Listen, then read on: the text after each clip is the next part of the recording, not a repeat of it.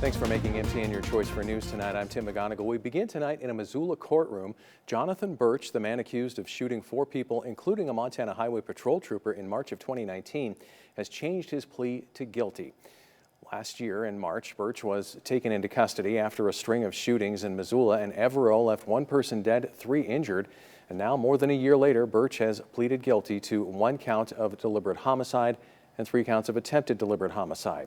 In the court today were 2 of the shooting victims, Casey Blanchard and Montana Highway Patrol Trooper Wade Palmer. Shelley Hayes was killed by Birch. Julie Blanchard was injured. She later died. Birch's sentencing date has yet to be set. They plan on doing that at an August 31st status conference. Well, the latest numbers show cases of COVID-19 in Montana continue to rise. State numbers show now 218 active cases. Currently, 14 cases require hospitalization. Of the more than 830 confirmed cases in the state, nearly 600 are considered recovered. The state also has reported its 22nd death from the virus. Rosebud County says a death occurred in an individual who previously lived in that county. More than a dozen possible vaccines are in various stages of testing around the world right now. Here in the United States, biotech company Moderna is preparing to begin phase 3 trial of the vaccine that it's developed, with 30,000 people taking part next month. The U.S. has started stockpiling millions of doses of different vaccines under development, hoping at least some of them will prove to be safe and effective. Immunization registries are also preparing for a possible vaccine. I think H1N1 was a great sort of warm-up, if you will, to a pandemic vaccine and broad rollout. I think a lot of systems were tested back in 2009, 2010 as an influenza vaccine was made very quickly and was rolled out within the same season. We probably don't have that same luxury here. Immunization registries provide a record in every state that's important for tracking when people need multiple doses of a vaccine. There is no federal policy that allows for the sharing of this information between states, creating an issue, for example, if someone works in one state but lives in another, or spends part of the year in one state, the other part in another. The American Immunization Registry Association is working to improve information sharing between states ahead of a possible COVID-19 vaccine. Governor Steve Bullock announced this week that nursing homes and assisted living facilities could begin allowing visitors again, given they follow certain CDC and Centers for Medicare and Medicaid Services guidelines. We're just making sure to be very careful of how we open up visitation and watch cases and active cases in each county before we move. Several senior care facilities in Great Falls said they plan to take their time and make sure the health of their residents is fully considered when planning for visitations to resume. For months, many residents have only been able to communicate with family members over the phone or through letters. Great Falls resident Sue Sargent's mother is one of a number of residents who have been isolated on Benefice West's senior services floor. Sue expressed her concern over how people like her mother have fared in isolation. It's been 108 days since I've had actual contact with her. They were all put into isolation in their rooms for 14 days, as the governor had initially asked Montanans as a whole to self-quarantine for 14 days. But it didn't end at 14 days for them. While Sargent did say she was happy about Governor Bullock's announcement that visitation could continue, she's cautious about how long it might take for her to see her mom again. We'll have more on this story for you tonight at 10. Well, it was another gorgeous day in Big Sky Country, but all good things must come to an end. MTN's Curtis Grebenitz is with us again to tell us what's about to change with the weather. The bearer of bad news, telling you all when all the good weather will come to an end. Well, good Friday evening, everybody, and we had a gorgeous day, a nice summer's day out there, warm temperatures, a lot of sunshine, but look what is ahead of us here. A flood watch has been issued for Teton County, Cascade County, and Lewis and Clark County. This going into effect Sunday afternoon, Sunday evening, and going all the way into Wednesday here. This area could see upwards of 4 inches of rain, and namely Teton River, Sun River, the Dearborn River, and Elk Creek could be looking at a real rise in water levels here, with the water flowing out of the Rocky Mountain front. And not only do we have flooding concerns, tomorrow we've got maybe some severe weather to talk about. So the sun yielding to storms as we head into the weekend. It is going to be a not so sun day with a lot of rain developing and heat. If you're waiting for 90s and triple digits, well, wait a little while. I'll have more in the full forecast coming up. All right, thanks, Curtis. The state's top political cop says the Montana Republican Party and an affiliated group didn't properly report how they financed an effort to place the Green Party on the 2020 ballot. Commissioner of Political Practices Jeff Mangan says the GOP and a group called Montanans for Conservation broke the law when they didn't accurately reveal how they spent $100,000 on the effort this year. They paid the money to a firm called Advanced Micro-Targeting to gather signatures to qualify the Green Party for the 2020 ballot. MTN News first reported on the effect in late March and that the Green Party itself had nothing to do with it. The Montana Democratic Party says the GOP tried to conceal the efforts to use the Green Party to influence the November election. The Republican Party says it will contest the findings and that it properly reported its spending.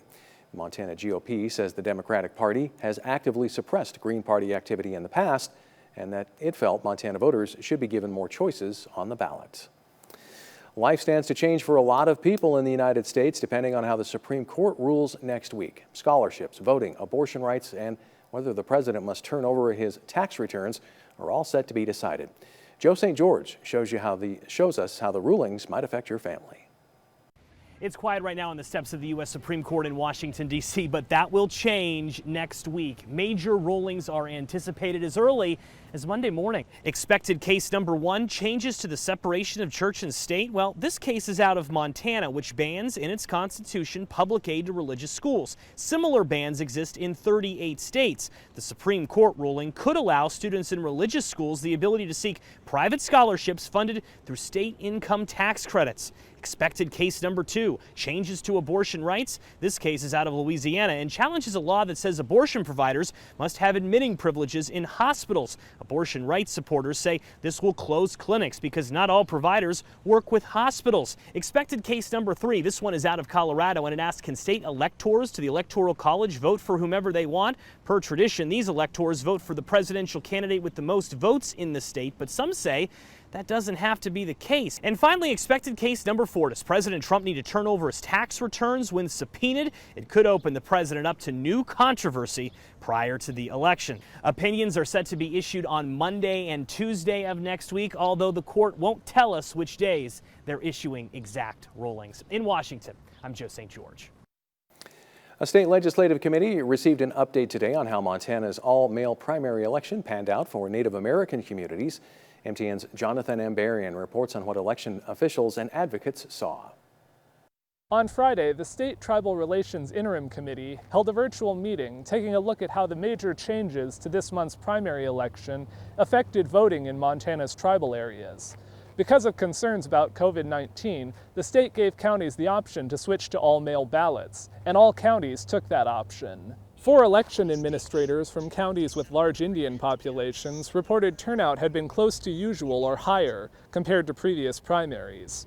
But advocates told lawmakers they also heard about issues with the mail ballot system, including people with questions about the 3-party ballots they received, and reports that a number of voters didn't receive their mail ballots at all. Leaders say in Indian country there are additional challenges with mail ballots because many people don't get mail to their homes, and multiple people may share post office boxes. Representative Sharon Stewart Paragoy, a Democrat from Crow Agency, says she found her own ballot had been mailed to the wrong place. If we're going to go all mail ballot again, then we have to do everything we can to make sure that people have the opportunity to vote. If the system is broken or somehow the information is not getting out there, then we need to work on it because it is a constitutional right.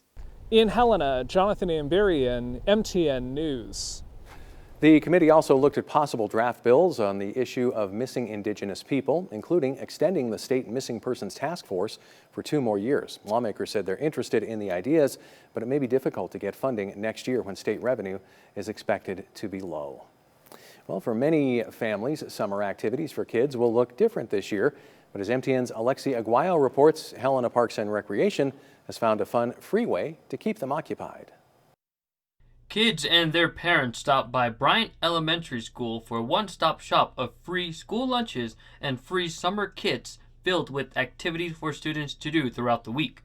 The summer kits are provided by the Helena Parks and Recreation as a replacement for summer camp.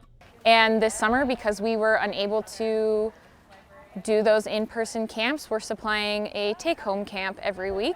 The Lewis and Clark Library also got in the mix and began a similar program by giving students arts and craft kits every week along with Helena Parks and Rec. People have been stuck at home for a long time. It's a weird summer, and the library is not offering any in-person programs this summer. So we're trying to offer craft kits, activities, things that folks can do at home and still be connected to reading in their library. Lewis and Clark Library and the Helena Parks and Recs will give out new kits weekly for the rest of the summer with new activities to do each time. And anything we can do to keep our children entertained and active and not sitting at home under all these COVID circumstances. It's anything to preoccupy them. It's great. In Helena, I'm Alexi Guayo, MTM News. The two programs will pass out kits at Bryant Elementary every Friday for the rest of the summer. You can register for the kits by calling the Helena Parks and Recreation or visiting their website. Hey, it's race time at the Electric City Speedway coming up after the break. We'll catch up with this familiar face. You know him, you love him. It's Jason Laird. We'll be right back. Welcome. Powered by the Montana Television Network. The 5:30 news continues on Montana's news leader. Welcome back. The Electric City Speedway is hosting its third week of races tonight, and they received approval from the County Health Department to increase from 300 to 1,000 spectators. And Tom Wiley is live at the track with more. Tom? Hey, thanks, Tim. Yeah, everyone did good the first week here. They had 300 people. They followed the social distancing guidelines set out by the health department perfectly. So now they upped it to 1,000. So you can come out, see the races, buy tickets at myracepass.com. But if you want to come out for any reason, it's the dulcet tones, the satiny voice of the PA announcer out here. There's a lot of processing behind the scenes that makes me sound good. Yeah. I'll tell you that. Well, it's Jason Laird. You know him from the morning show. Here he is yeah. at the 5:30 show. But my Jason, alter ego over here, track announcer. Yeah. Hey, man, we've been doing this for 3 weeks now. Yeah. Talk about what you've seen so far at the Electric City Speedway. Right. Well, a lot of changes. I mean, you know, they've since the new family came in and purchased this track, they've been every week changing and improving things as they go. They put a ton of work into the track, made a lot of safety adjustments. They've made there's new lights out here. They're going to continue adding lights. So every week they're kind of adding to it and rolling money back into the track and really trying to build it back up to, you know, be something to be proud of here in Great Falls. Yeah, it's certainly a safe event you can come out to with the whole family. They got guidelines in place, right. Sanitizers, all that stuff. But really the entire reason I want to come up here and talk to you, Jason, is he's going to offer me the microphone. Tom is going to try this out. Yeah. So what do I say? I don't whatever know you want. Racing. I mean, you can do gentlemen start your engines, okay. Something, gentlemen, ladies and gentlemen, whatever you want. So there's no one in the stands right now. But Well, there's a couple. There's a couple people in the stands so they can hear me. Can you hear me out there? They can hear me. Okay. Gentlemen, start your engine. You're hired. Round the first turn they go. I think I did all right. Close enough, yeah. But if you can't make it out to the track, you can also watch. I'm saying this over the loudspeaker and on television. If you go to speedsport.tv, you can get a pay-per-view broadcast of the race at the Electric City Speedway. Jason, thanks for having us up here. Yeah, no, definitely. Looking Hope to see you all out here in races. about hour and a half or so. All right, appreciate it. Reporting from the Electric City Speedway, Tom Wiley, Jason Laird, back to you. All right, thanks, guys. Well, Tom will have more on a father-son racing duo tonight at 10. They're absolutely not having any fun in that booth right there. Hey, Sunday. We'll talk about the rain headed our way coming up in the forecast next.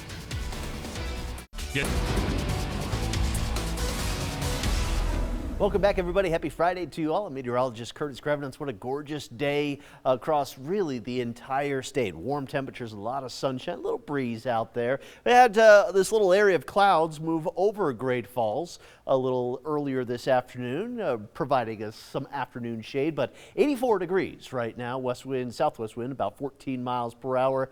In Helena, 90 degrees, and look at those winds, up to 28 miles per hour out of the northwest here. And currently around the state, you can see the temperatures in the 80s, 90 up in Havre, 93 in Jordan, 92 in Glasgow. A warm day. We're not going to see temperatures like this for a while, as some cooler air is certainly moving in. And there you can see those wind gusts here over the past 24 hours, up to 30 miles per hour in Cutbank. That's nothing for those folks off the Rocky Mountain front, but this is something to watch off of the Rocky Mountain front here. Heavy rain, Teton County, Lewis and Clark County, Cascade County here.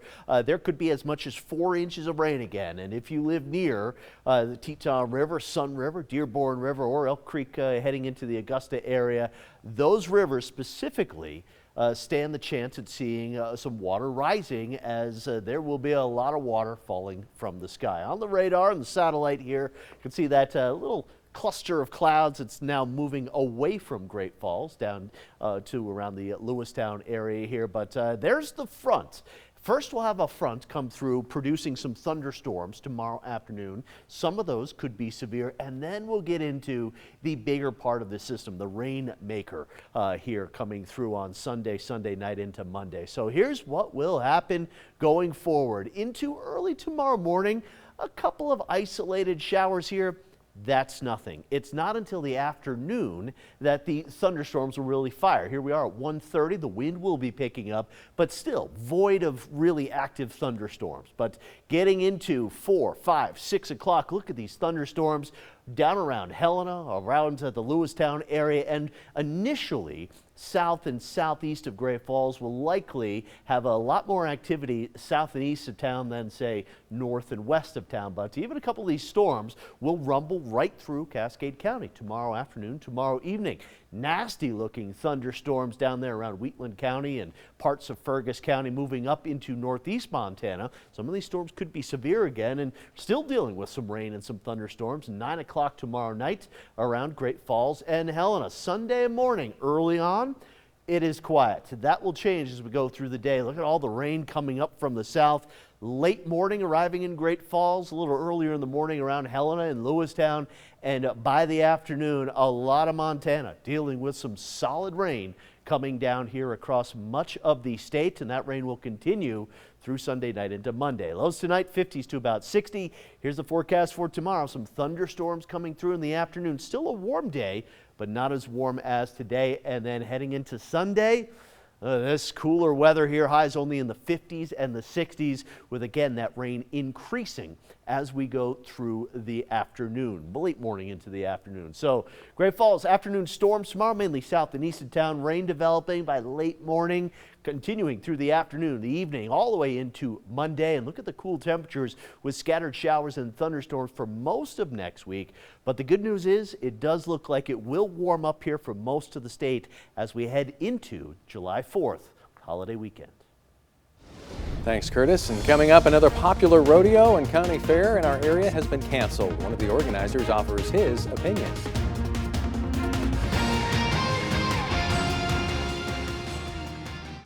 Powered by the Montana Television Network. The 5:30 news continues on Montana's news leader. Well, the Broadwater County Fair and Rodeo, scheduled for the first week of August, has been canceled for this year. Earlier today, Rodeo Board President Win Meehan presented a COVID-19 plan for the multi-day event to the Broadwater County Board of Health. The plan was developed with guidance from the county's sanitarian and following state Phase 2 guidelines. In a split decision, the plan was denied, with Chairman Mike Delger saying the risk of COVID from the event was just too high for the community, given the number of people that come in for the rodeo from all over. Meehan expressed frustration with the decision. Lincoln Rodeo still will go, Big Timbers this weekend, Ennis is next weekend, Harlow's next weekend, and some of those facilities are a heck of a lot bigger than ours, and so it's really kind of frustrating that they can't see past their own issues and make a little better decision, but it is what it is. And we'll be back with one final check of weather right after this. All right, get out and enjoy that sunshine this evening, because tomorrow thunderstorms will pop in the afternoon, mainly south and east of Great Falls, but a couple could rumble through town. Sunday, a soaker across a lot of the states, and that rain will continue through Sunday night into Monday. Showers and some thunderstorms, but also some sunshine through a lot of next week, and hopefully drying out by July 3rd. All right, well, a small-scale miner in Tanzania has become an overnight millionaire after unearthing 2 of the biggest rough tanzanite gemstones ever found. Tanzania's government bought the book-sized stones weighing 20 pounds and 11 pounds from a miner for $3.4 million. The miner says he's feeling happy because this thing has brought a lot of respect for him and for Tanzania. Tanzanite is found only in the East African country. Mining activities accounted for 17% of the country's GDP in 2019. I have never found anything quite that expensive. Imagine that on a ring. Yeah, exactly. There you go. That's all the time we have. We'll see you back here tonight at 10.